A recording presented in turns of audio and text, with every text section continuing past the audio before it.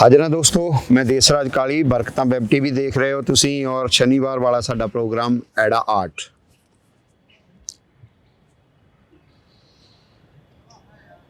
आज ये प्रोग्राम मैं हिंदी में करूँगा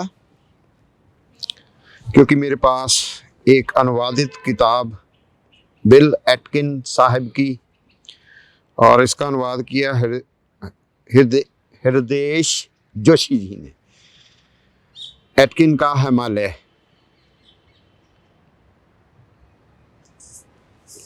मेरे हिसाब से कोई पर्वत आरोही, कोई ट्रैकर, कोई जंगलों से मोहब्बत करने वाला, कोई पत्तियों से बातें करने वाला, दरख्तों से बातें करने वाला, पर्वतों से बातें करने वाला, पर्वतों के गुस्से को मोहब्बत करने वाला, उसके विहार को, पर्वत के विहार को सूंघने वाला, समझ लेने वाला, उसे पता चल जाता है कि ये पर्वत ये कह रहे हैं। ऐसा कोई हिमालय का बेटा है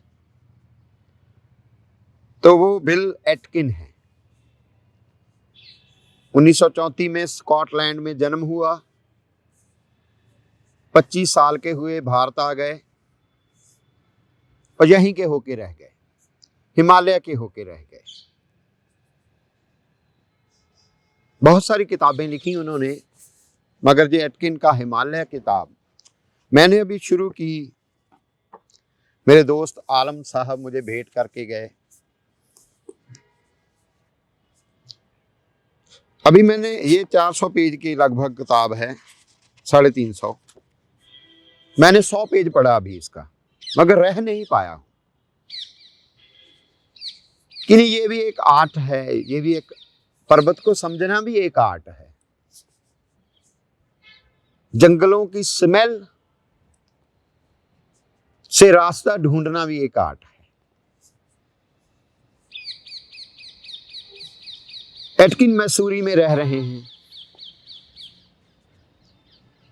और हिमालय का पत्ता पत्ता, ये किताब जो है ना, मैं हैरान हूं मैं यार। ये फिलॉसफी की किताब है, ये हिस्ट्री की किताब है, ये पर्वतों के बारे में किताब है, ये व्यंग्य की किताब है। इतने डायमेंशंस हैं इस किताब के। मसलन वो बात करते करते, मसूरी की बात करते करते बताते हैं कि यहाँ जो जुआरिये थे वो कैसे वहां जुटते थे, झगड़ते थे, और उन पर एक लेख लिखकर, ऑस्ट्रेलिया के पहले उपन्यासकार की बात करते हैं वो लेख जो यहाँ रह रहे हैं, वो लेख लिखकर कैसे छपवाते हैं। मगर वो कहते हैं उनकी डेथ हो गई, यहीं उनकी कब्र है, और उसके बारे में वो जानकारी देते हैं कि वो इंसान थे, शख्सियत थे, जिन्होंने आज़ादी के संघर्ष दौरान रानी झांसी की ओर से केस भी लड़ा था। और वो हिमालय पर चढ़ने वालों की कॉन्स्पिरेसीज, उनकी आदतें, बहुत बारीक बात करते हैं। कहते कि हमारे जो ट्रैकर्स हैं बहुत सारे, वो पहाड़ों में बसने वाले लोगों की जो नेचर के प्रति, पहाड़ों के प्रति, उसके गुस्से के प्रति विनम्रता है, अरदास है, विनती है, वो उस पर हंसते हैं और फिर उस गुस्से का शिकार हो जाते हैं। क्योंकि अगर आप, वो कह रहे हैं, वो अपने अनुभव से, 40-50 साल के अनुभव से कह रहे हैं कि अगर आप पहाड़ की आवाज नहीं सुन पाते, उसके मूड को नहीं समझ पाते, उसकी स्मेल नहीं सूंघ सकते तो आप कहीं भी मार खा जाएंगे। छोटे छोटे वृत्तांतों में वो कैसे पहाड़ से संकरी सी पगडंडी से नीचे उतर रहा है और बता रहा है कि कैसे आपको बैलेंस बनाकर रखना है। और बैलेंस बनाकर रखने में एक वो व्यंग्य करते हैं, कहते कि इस पगडंडी से उतरते वक्त ऊंची जाति और नीची जाति दोनों को ही एक बराबर बैलेंस बनाकर रखना होता है। क्या बात है, पूरे भारत पर एक लीक लगा देते हैं। बहुत ज्यादा वो कैसे बता रहे हैं कि 2 अंग्रेज रह रहे हैं, स्वामी बन चुके हैं और स्वभाव उनका रॉयल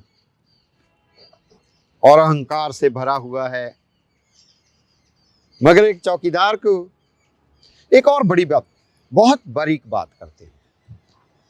मैं हैरान रह गया, कहां कहां क्या क्या पड़ा होता है। इंदिरा गांधी ने जब इमरजेंसी लगाई भारत में, ये लिखते हैं, तब उन्होंने पहाड़ों में वृक्ष लगाने, पेड़ लगाने की एक मुहिम शुरू की, टारगेट करके। तो उससे पहले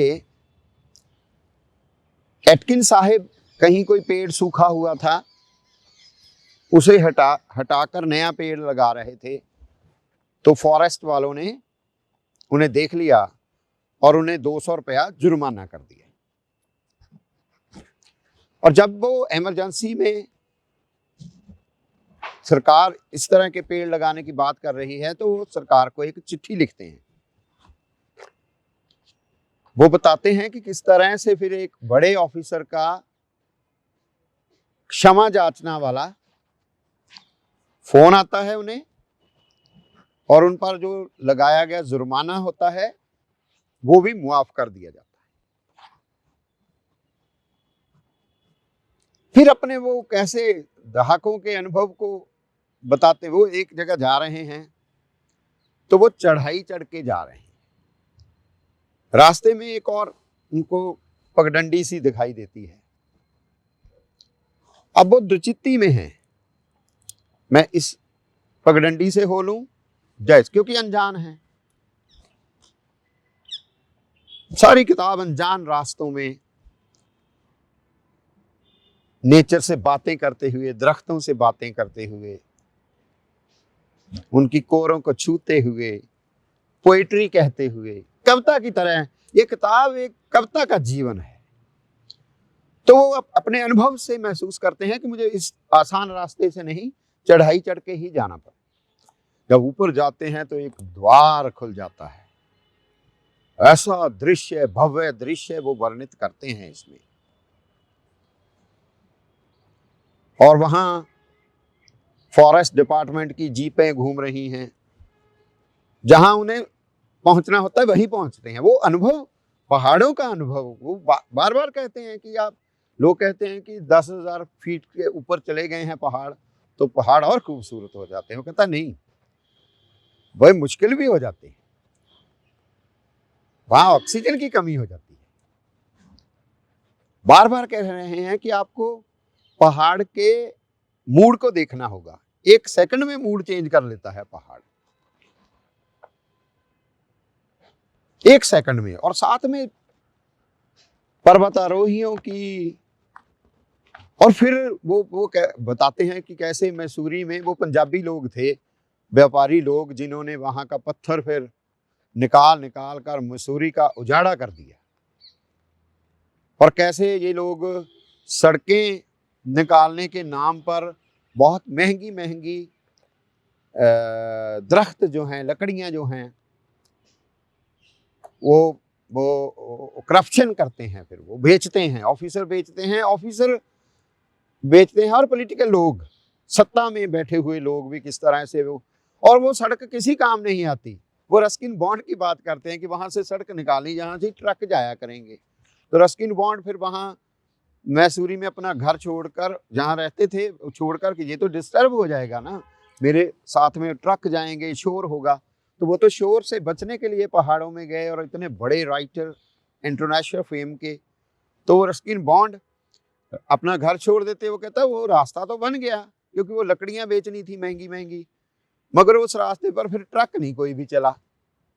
तो ये जो सारा पॉलिटिकल षड्यंत्र हैं, ये जो करप्शन है, वो भी साथ साथ में बताते चले जाते हैं, ये हिस्टोरिकल डॉक्यूमेंट करते जाते हैं। और बहुत एक एक लाइन इस किताब की, एक अब मैं बता रहा हूँ कि मैंने 100 पेज पढ़ा, और मेरे भीतर एक बात आई कि मैं ये आपको ज़रूर इंट्रोड्यूस करवाऊं कि ये किताब आपको, ये बहुत ज़रूरी है, ये हमारे लेखकों के लिए। मैं पंजाबी, मुझे तो शर्म आने लगी यार पंजाबी के। मैंने बहुत सारे ऐसे पहाड़ों में, जंगलों में लिखते हैं लोग हमारे, जाते हैं पहाड़ों पर ट्रैकर, और आकर लिख देते, इतना कच्चा लिखा हो। मतलब ये किताब आप पढ़ेंगे, आपको पता चलेगा यार कैसे लिखा जाता है पहाड़ों, ऐसे नहीं जब जो चाहे। सेतु प्रकाशन है ये, www.setuprakasan.com से आप देख सकते हैं। 450 रुपये की किताब है, 350 पेजेस हैं। और हृदयेश जी जो हैं वो पत्रकार हैं, जिन्होंने अनुवाद की है, पत्रकार हैं, लेखक हैं, डॉक्यूमेंट्री फिल्म निर्माता हैं बहुत।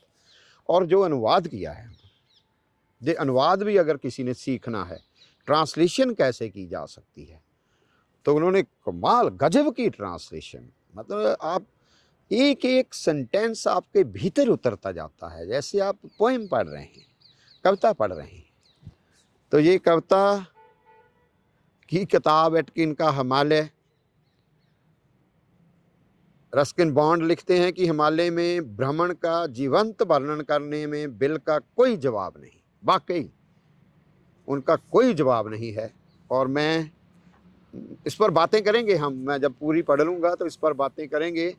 तो बहरहाल आप ये किताब खरीदिए और ज़रूर पढ़िए, ज़रूर पढ़िए। जो पर्वतों पर जाते हैं मेरे दोस्त, उनको तो मैं ये कहना चाहता हूँ कि आप ज़रूर इस किताब को पढ़िए और जानिए हिमालय का मूड कैसे बदलता है, और हिमालय से मोहब्बत कैसे हो सकती है, और वहाँ के लोगों की बारीक ज़िंदगी, दुख भरी ज़िंदगी, खुश्क ज़िंदगी, और फिर उसमें भी जाति पाति की बारीकियां जो हैं, वो सारा एकदम आपको, और आप महसूस करेंगे कि आप घूम रहे हैं हिमालय के पत्तों में। वो महक आपको आने लगती है, वो जंगलों की महक, देवदार की, चील के दरख्तों की महक आपको इस किताब में आने लगती है। तो मैं सिफारिश करता हूँ एटकिन का हिमालय, बिल एटकिन, और अनुवाद हृदयेश जोशी, सेतु प्रकाशन से आप ये किताब ज़रूर मंगवा कर पढ़ें।